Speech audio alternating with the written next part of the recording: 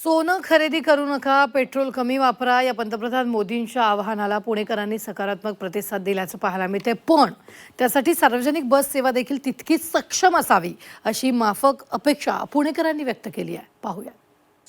माझे की आम्ही पेट्रोल कमीच वापरतो सर. जिथं गरज आहे तिथंच आम्ही वापरतो. पण आता जे गरजेचं आहे ते तर शक्य नाही. हो, गरजेचं आहे ते आपलं अनिवार्य आहे. त्यामुळे वापरणं तर साहजिक आहे.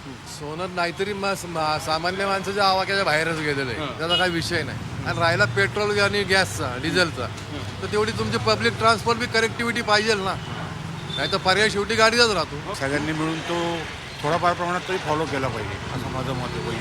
म्हणजे शक्यतो इलेक्ट्रिक बाईक वापरा, मेट्रो हो वापरा. बरोबर.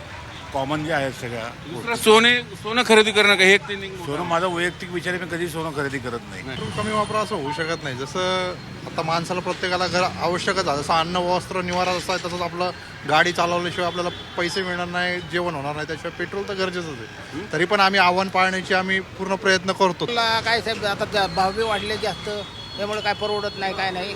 आणि या झाल्या तर थोडंसं तरी गाडी चालवाच लागली दिवसभर.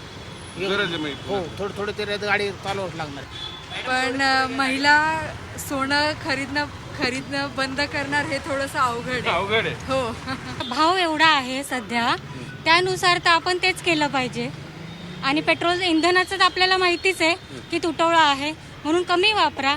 शक्यतो तुम्ही सार्वजनिक ट्रॅव्हल्सचा वापर करा.